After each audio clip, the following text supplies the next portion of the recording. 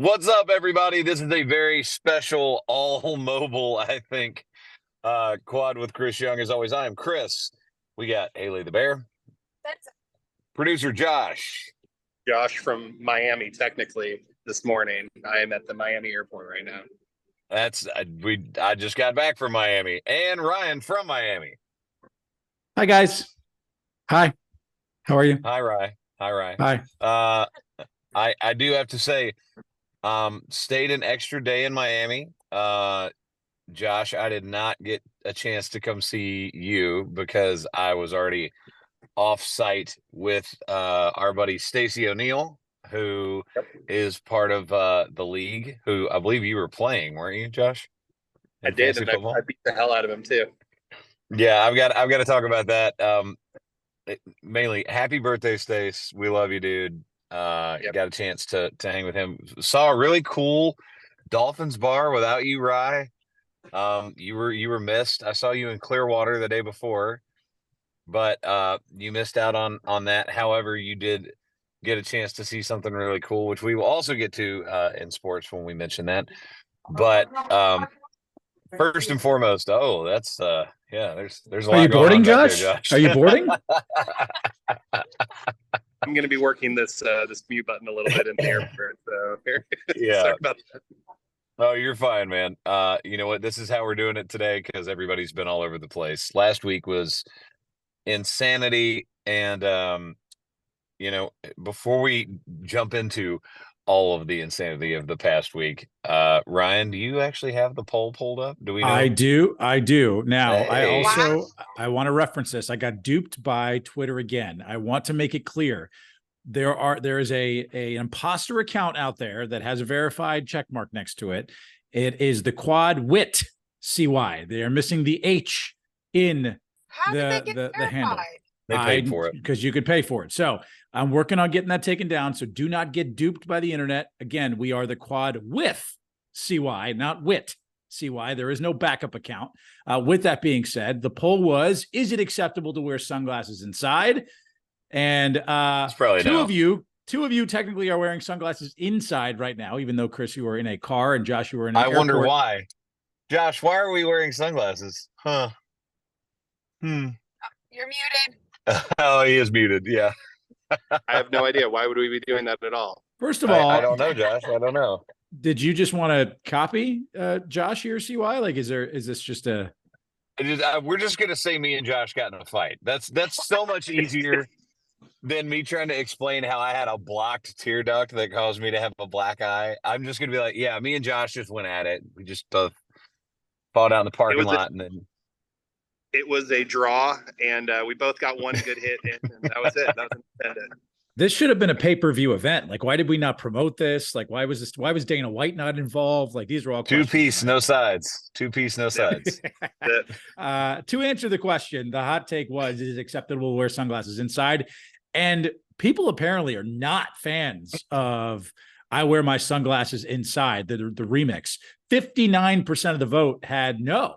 That is not acceptable. That's actually wait. That's actually not as high as I thought it would. I thought it would be way higher than that. I figured this would be like 80-20 no on the sunglasses. Like, if you're 60-40, I feel like I'm pretty safe.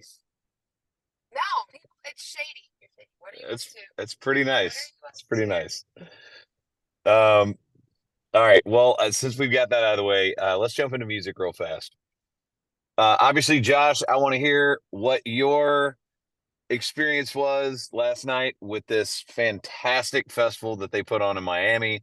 The week was crazy. Look, it was awards week. I had interviews and then filming BMI awards. Got an award for At the End of a Bar. Rolled right into the CMAs. Got a chance to thank my high school choir teacher, Mrs. Brenda Gregory. Shout out to Chevy for letting me gift her a car, which was incredible. Had this really, really awesome piece. If you guys missed it on the CMAs, I posted on all my socials. So go check all those out. Chris Young Music, pretty much everywhere.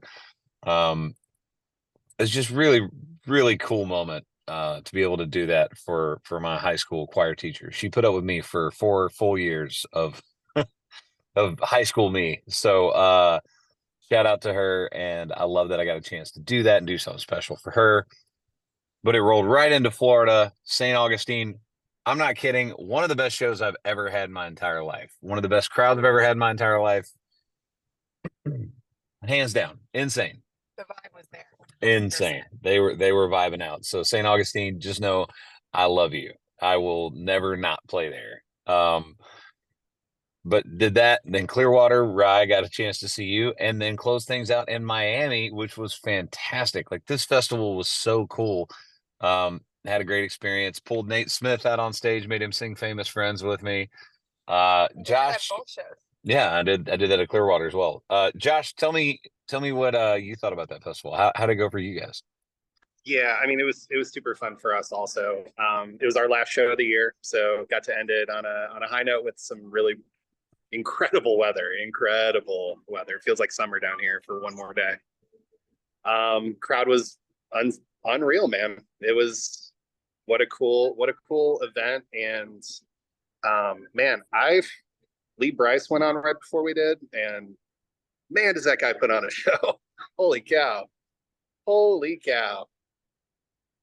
But Miami gets a lot of flack sometimes for not being South Florida, reggaeton, hip hop capital, EDM capital, known for, EDC Miami, but they love country music in South Florida. And I think Miami, I unfortunately wasn't able to go because I had some magic responsibilities this weekend, and also my UCF Knights. Magic responsibilities. My UCF Knights did play, and you're skipping. You're skipping. Don't go there yet. Don't go there yet, Ryan. But wait, just give it a beat.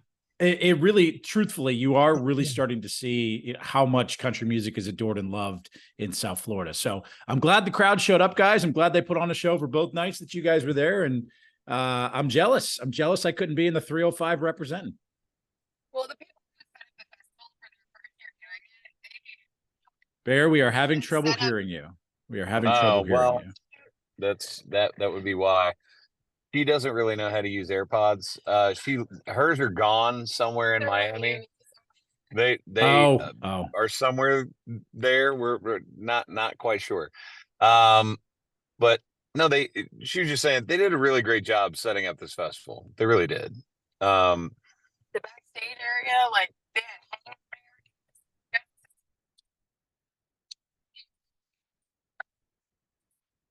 You're the Muppet. Your mouth is moving, but nothing's coming out. So it's it's quite, you know why? Here, watch this. This might be easier. Is that better? That's way better. There we go. Okay, because that's sort of what I figured is that. Yeah, all I heard was wah wah wah wah wah wah. Yeah.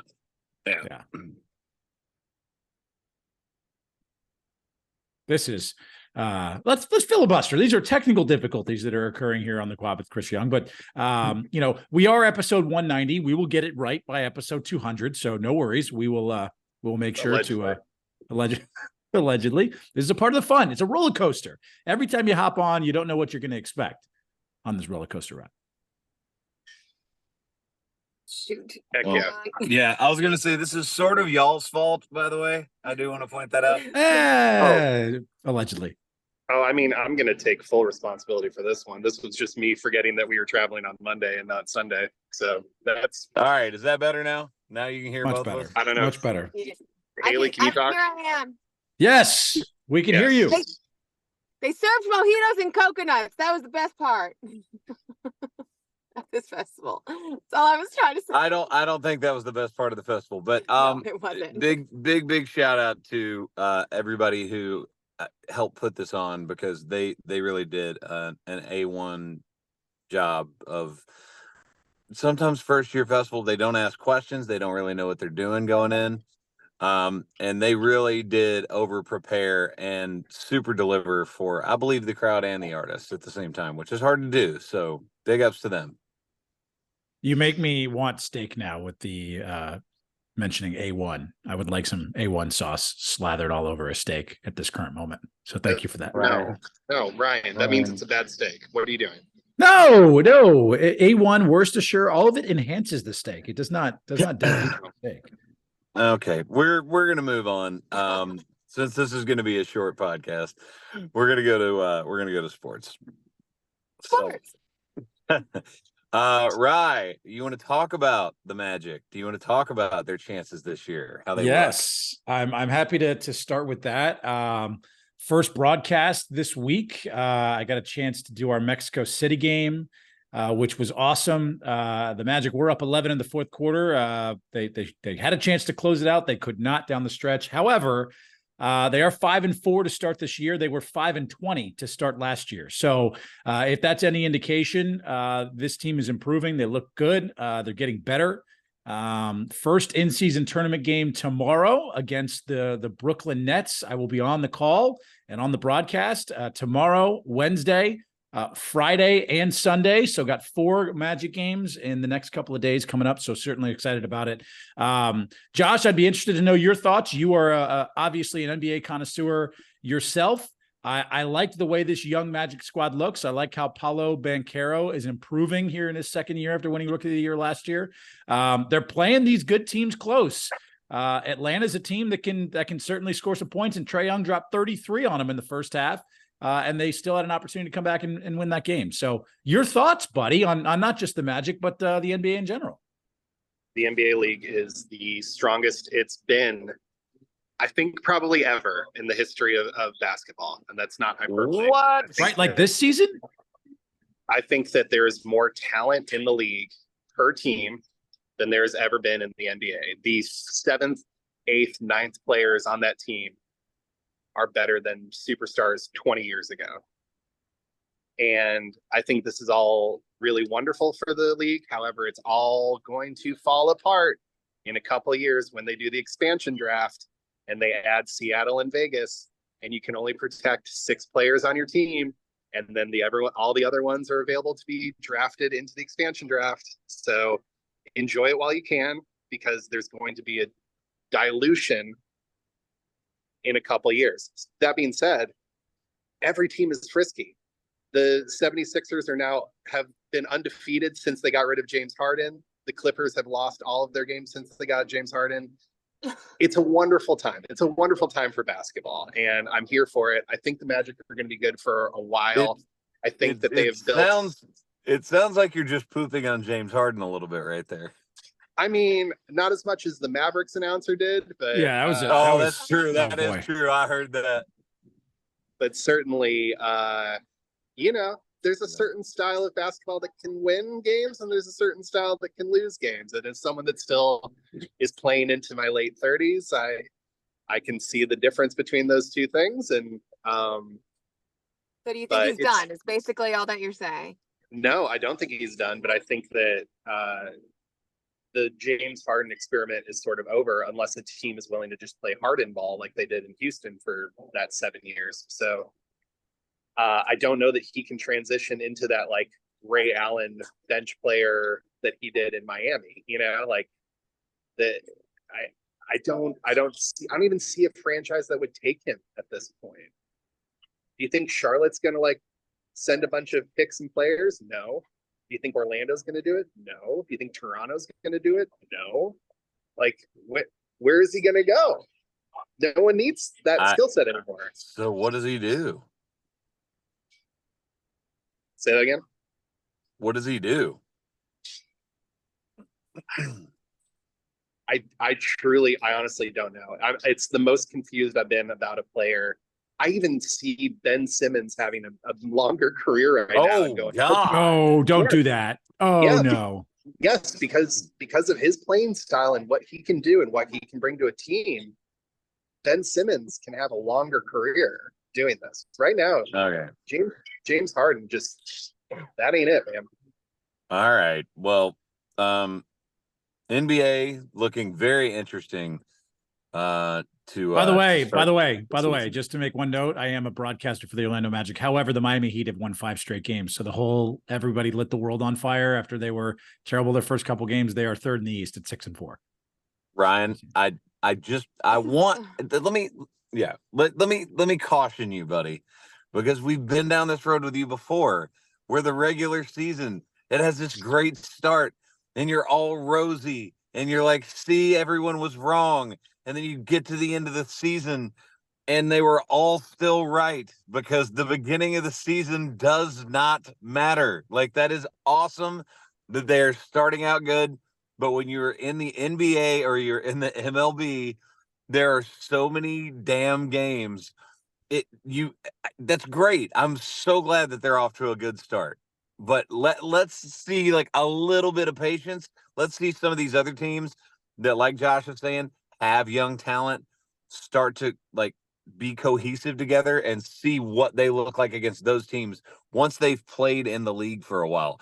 You can't tell me that the Spurs aren't going to be even more dangerous with what Wembanyama's already doing. They're 3-7 though. Yeah, but that's my whole point, Ryan. It's the beginning of the season with a rookie who's going to be the guy that you run the offense through and the defense. They've lost 5 straight. They have a negative 11.2 point differential. Ryan, stats It's the beginning of the season. Bro, tell me you don't watch basketball without telling me you don't watch basketball. Like, No. Well, first of all, I do watch basketball for you my watch job. Orlando.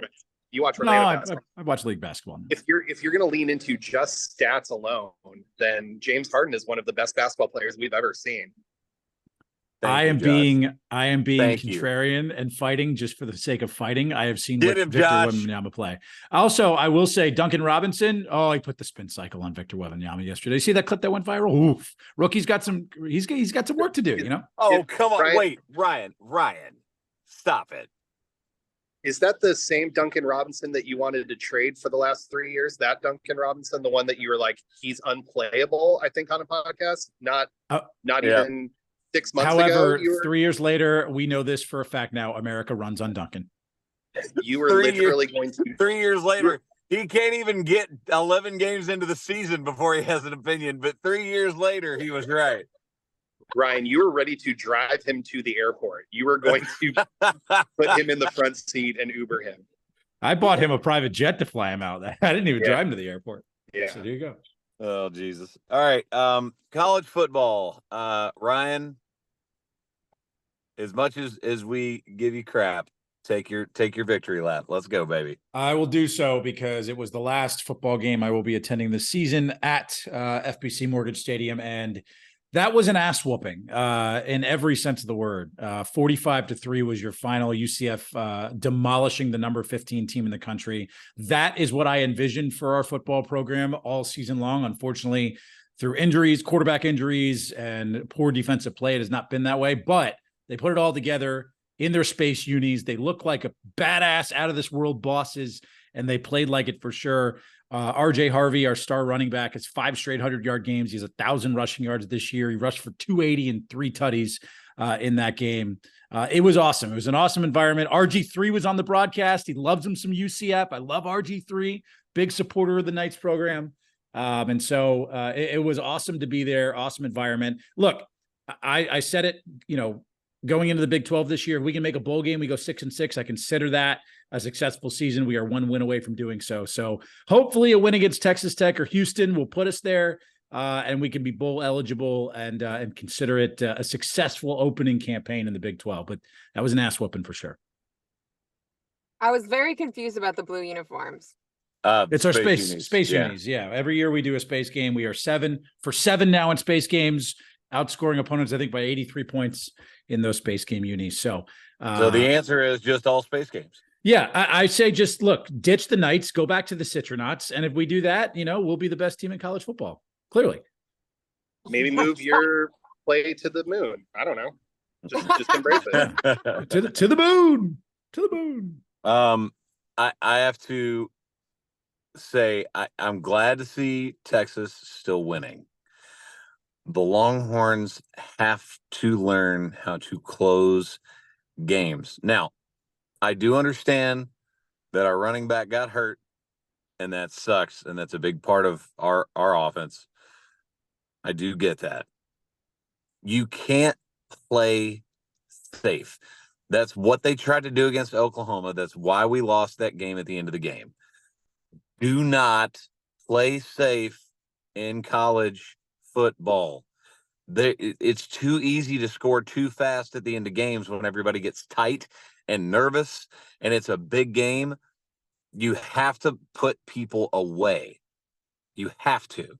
That's what Alabama has started doing as the season has gone on.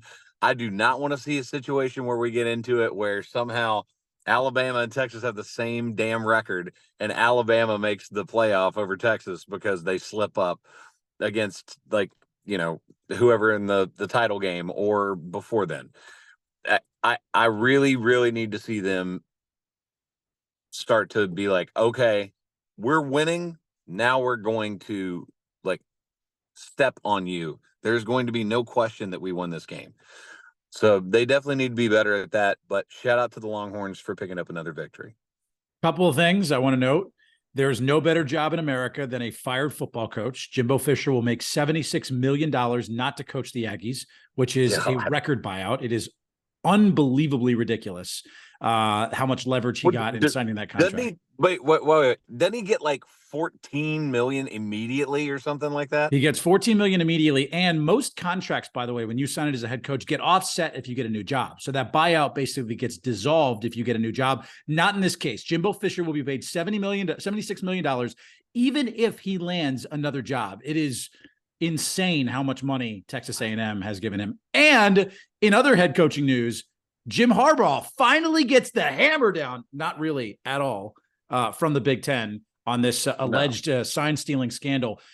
He gets to coach in practice. However, he cannot coach in the team's final 3 regular season games, which means diddly squat. The Big Ten, I don't know how you guys feel on this. They let him off easy in terms of what is clearly the most obvious sign stealing scandal in college football history. All right. I think I'm on a different page than everyone else on this. And hear me out, and I want to hear y'all's opinions. Man, do I like the fact that the guy was on other sidelines wearing gear? No, that seems a little sketch. That being said, dude, you're holding up boards in college football. They're holding up paper boards with images on them. Unless you're going into someone's office or filming practice and actually taking information that you're not privy to just by happening to be on a sideline somewhere and seeing what play is run with what board they hold up with a photo of, Skip Bayless and a goat. And it's that means this play. What are we doing here? Because this is college football. That they've been doing that for a long time. It's way too easy for people to pick up signs from other teams. Way too easy. And I personally think it's a bit overblown. And because Michigan is so good that they're oh, we're gonna get you. We're gonna get Harbaugh because he's had problems before. This is not Urban Meyer, okay? We're not having the issues.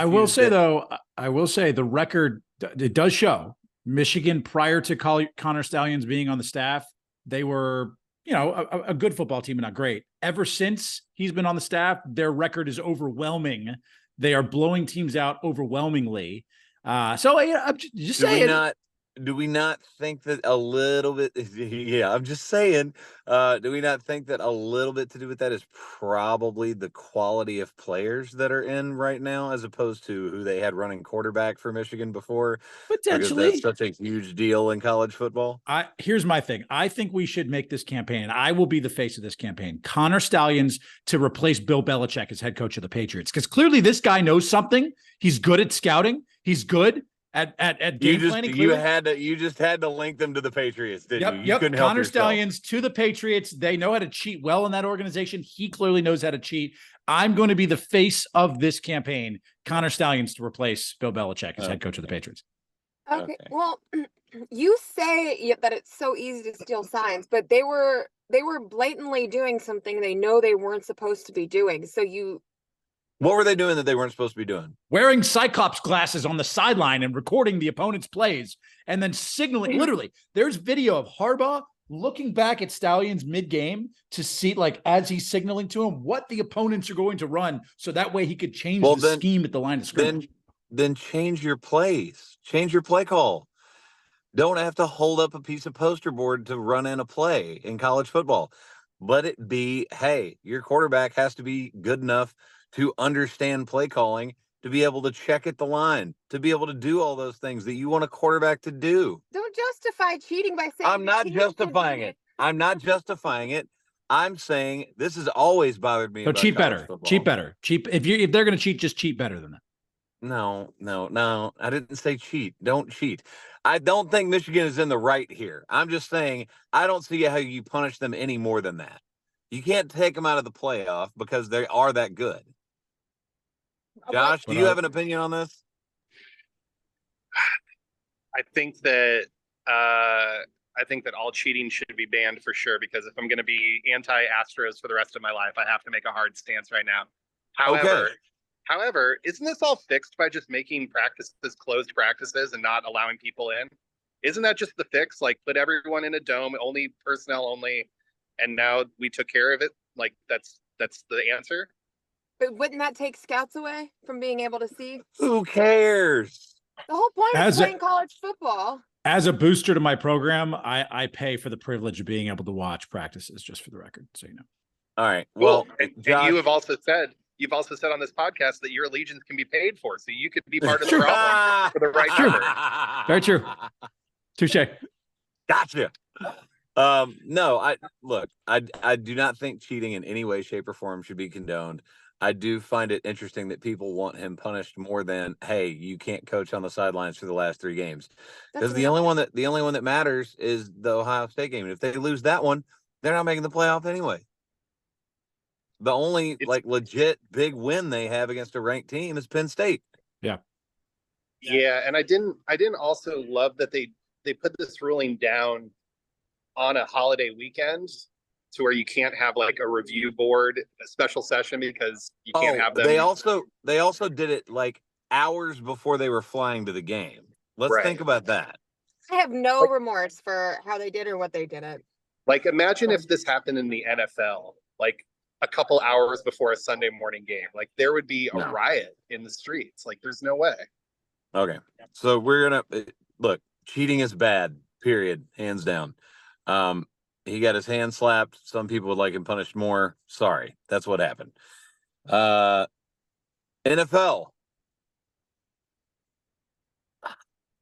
The Cowboys. I think you've outscored the Cowboys, like 89 to like 10 this year. Well, like, it's pretty bad. I was going to say. Or outscored the Giants, I should say. What was the first game? Was it 40 to nothing? 40 to nothing. 40 to nothing. So, yeah, it's 89 to 17. And that's actually not a good indicator because that last touchdown was a trash down. We didn't have any of our starters in, and they basically just went, yeah, you can have one more score. Do you know how rare it is to have a spread where you are favored by, like, I think it was 17 and a half points it was game? 18, yeah. And yet you overwhelmingly cover that spread. Like, Vegas doesn't normally lose its ass on certain bets. They lost heavily on that one. Yeah, that was Cooks looked like the deep threat we've been wanting him to be the entire season. Everybody was clicking on all cylinders. Pollard didn't even really have to do that much. I mean, he only got like 50 yards rushing. He was just like, okay. It was great. Go Dak, 4 touchdowns, 400 yards for number 4. Love it. You know, the Bears won and somehow increased their chances for the first and second pick. I don't know how it makes sense, but it does. So whatever. Although we only won to Carolina by 3. So. It doesn't matter. You won and you needed to win that game because you're getting the pick from them. So it was great. I love the NFL. I love the witching hour. If this doesn't tell you how much people just football is the best, 5 NFL games ended on a game-winning field goal. That's the most in one day in NFL history. It felt like every game, with the exception of your CY, was coming down to the wire. I think my biggest overall takeaway, and I do not believe this is hyperbole, CJ Stroud is going to be a star in the league for 10 plus years. I mean, he is, like, the Texans nailed this. Not only do they trade away all the baggage that came with Deshaun Watson, but they nail it in CJ Stroud, who's just an absolute gamer. The guy never seems rattled. This is back-to-back weeks now. He's led the Texans on game-winning drives after it looked like they were going to be losing these ball games. Last week it came when he didn't have a kicker. Literally, the starting kicker went out. Like this kid's going to be an absolute stud. Much better gamer than Kyler Murray. Kyler Murray won that game, for the record. Came back and won that game. So, look, the only person that has been winning games for Arizona and then now the Vikings is Josh Dobbs. By the way, the best. Do you guys know his nickname? The best nickname in all of sports. The Pastronaut is his nickname, which I think is the greatest nickname in all of sports. Can we make a campaign real quick? Should Josh Dobbs be the MVP? I mean, dude, I'm telling you, like, look. They do not beat the Cowboys without Josh Dobbs starting at quarterback. They do not. And not just that, but like the dude started the season on the Browns, gets cut, sent to the Cardinals, He's been on 5 teams since week 10 of last year. 5 teams. Yeah. Insane. And this dude's just like keeping franchises alive right now. Like, how is that not? By the way, Cousins is never getting that job back. That's Josh Dobbs' job. I don't know about that. I don't know. That's a take. They're gonna try and get rid of when Cousins comes back. They're gonna definitely try to trade him for something.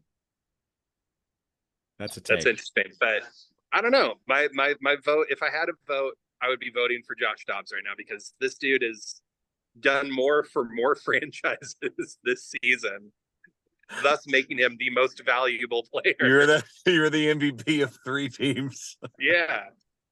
If you can do like 1/10 of the league, like you should probably win. You know what I mean? Hey, good news, Josh. You got to skip this week. And won the bye week. I would also like to point this out since we did talk a little bit about fantasy football. I just got to float this out there. Yet again, one of the best teams in the league. Get halfway through the day. Who starts chirping at me that I'm playing after beating him a couple weeks ago and talking about it? Justin Nunley. Justin Nunley is calling me on the phone while I'm in Miami going, hey, man, see your scores? Hey, look at mine. Looks like I'm going to beat you by about 30 points. Fast forward to the night where my team goes absolutely ballistic and again scored over 160 points in 1 week in fantasy football for like the 3rd or 4th time that I've done that this season and just absolutely dominate him. So suck it, Justin. Your team's just not that good. By the way, I'd like to reveal the standings for our fantasy football league. Number 1 in the league right now, the Battering Lambs, CY. With, by the way, a 99% chance of making the playoffs. Number 2 in the league, Tap That Bass, yours truly, with a 98% chance of making the playoffs. Number 3 in the league, Calvin Ridley's bookie. That would be Josh Gleave with an 80% chance of making the playoffs. And 6th in the league with a 13% chance of making the playoffs is Monstrosity of the Midway. That would be Haley. Haley, you got some work to do. You just skipped the 6th. Well, first of all, my team cannot decide what the hell they want, when they want to be good and when they don't want to be good. Are you going to win this week, Bear? Are you going to win this week? Are you going to win this week? Again, DeAndre Hopkins pooped the bed again. The 1 week I sat him because he's been pooping the bed, he blows up, and now all of a sudden he can't play again. I do believe you're going to drop to 4-6, Bear. I do believe you need to win out to make the playoffs after this, for the record. Yeah, I have to win the rest of the games. Pressure's on. Okay. Who do you want me to trade you some players so that way we can conspire here and get you in the playoffs? No. But again, I will say next year we are only allowing people in the league that actually change their lineups. Well, you change your lineup and you're 4-6. Yeah, but Ryan, you would have lost. Okay, but prime example, last week Montel didn't change his lineup. This week he did. It's like I need, and then Justin's been good about it, but Nate Smith can't even log into his account. Nate actually told me, he's like, I don't even know what my password is. I love that. Love that. Jeremy. So if you've got Nate Smith coming up in a game, you're good. Don't worry about it. My goodness. John Stone doesn't change his lineup. I mean, look, with all the stuff going on last week, I also didn't change my team on Thursday and accidentally started Roshan Johnson at running back and still overwhelmingly crushed Justin Nunley. So one player is not really an excuse, fair. I'm not talking about one. I'm just player. saying you keep complaining about Hopkins like he's the fault of the whole team. Maybe it was the draft. Anyway, let's go to movies. I drafted very well. Josh is trying not to laugh right now. Did you? I did. I was actually projected to fuck. Bear button. Well, she stopped herself. So The Wonderful Story of Henry Sugar was the movie this week. Did you guys see this? Yes. I did not, but I didn't realize that I had read this story when I was a kid. So Yeah. I know everything about it. I just didn't watch it. Yeah, it's Roald Dahl. 95% on Rotten Tomatoes. Very like Wow, that very, high? Yeah, Oh, yeah. dude. This is Wes Anderson. This is Wes Anderson to a T.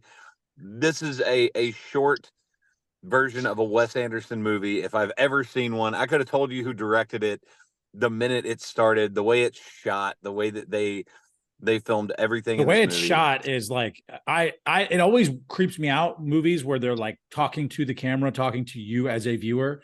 And it was actually kind of nice, like telling the story and walking through it that way. It was like a puppet show. Yeah. Yeah. So basically, this spoiler alert, since we don't have the buttons today. It says Henry Sugar, a wealthy man, decides to take on an extraordinary challenge. He wants to master an extraordinary skill in order to cheat at gambling. That's sort of a broad stroke, because really what this story is about, as much as it sets it up to be about this guy who sees without the use of his eyes, and this other guy, Henry Sugar, who wants to learn how to do that to cheat at gambling, the end reveal is he realizes, oh, if I win all this money, what do I do with it?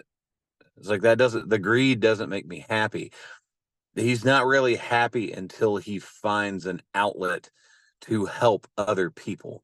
And he realizes that's where sort of the return and the happiness and the gift comes from, is in helping other people with this gift that he has. And he builds all these hospitals to help, underserved. And I do like the scene of him just tossing money out the window, and then the cop shows up at his door like, what the heck are you doing? And that's the officer was the one who said, you should be doing something more with this money, which is where it clicked of like, oh, like I can actually do this, change my identities, travel all over the world, beat these gambling odds, and set up these hospitals and children for a better future. Yeah. So I really liked it. I thought this was great. I thought it was very well done. It's 39 minutes long, so you don't have to spend a whole lot of time watching it, but I loved it. I thought it was great. Yeah, like I said, I really liked the dryness in the narration towards the screen, and then the acting, the explaining what I'm about to do, and then I do it. It was basically like watching a puppet show, and like the way that they were moving everything, and obviously it's like fake trees behind them. Like I like the way that it was set up, basically like a play, but it was like a dry way that they were doing it. You remember the book, Josh? Sure. Oh yeah, Roald Dahl, man. Look, dude is like the author of my childhood. We're talking James the Giant Peach, Big Friendly Giant. Like, this dude knew how to tell stories, and yeah, this was part of I think this was part of a short story collection or something. I remember reading it in grade school, but yeah, just the best. I can't wait. I actually have it pulled up to watch on the flight to Atlanta. So nice.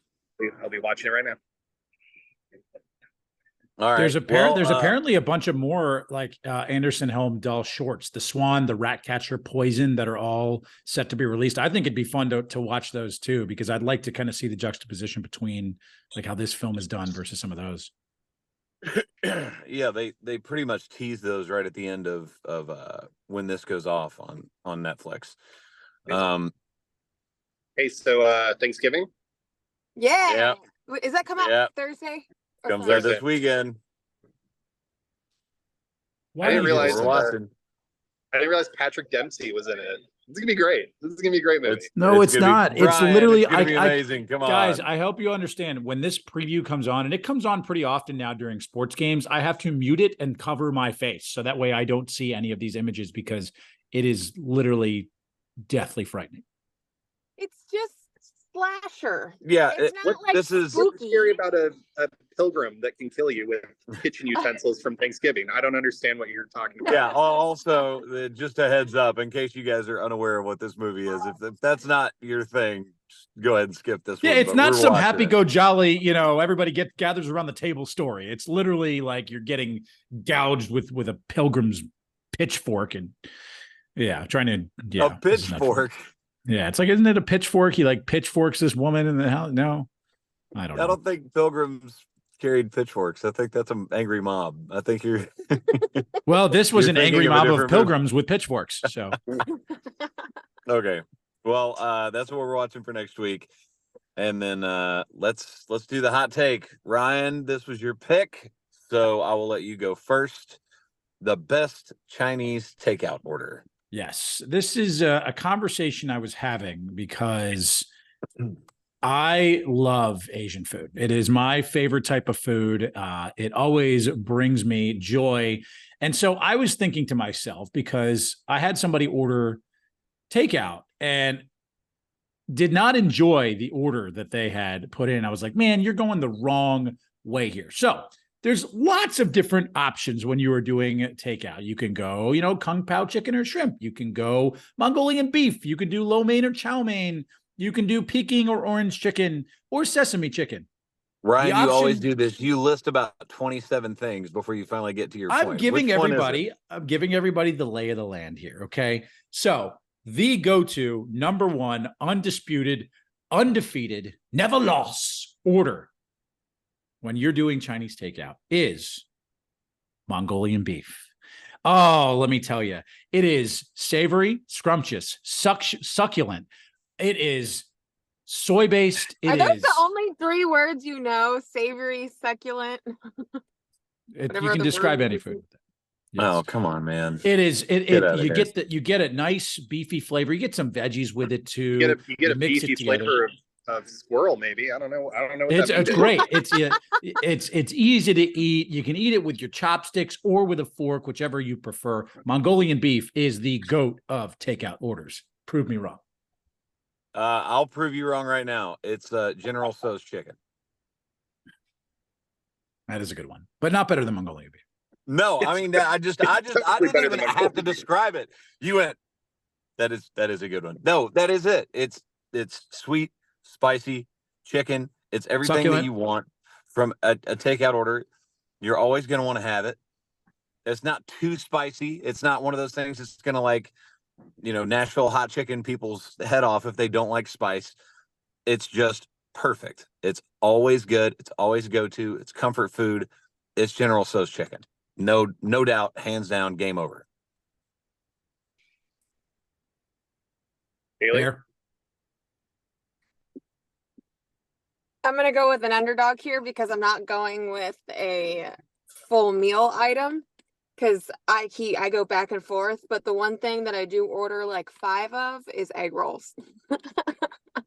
Egg rolls are my favorite thing from a Chinese restaurant. I don't care what anyone says, but it's not a bad take. I go back and forth between chicken and broccoli or sweet and sour chicken, whatever, fine, love all of that. But without a doubt, I'm getting like 5 egg rolls. So I'm just going to go with egg rolls.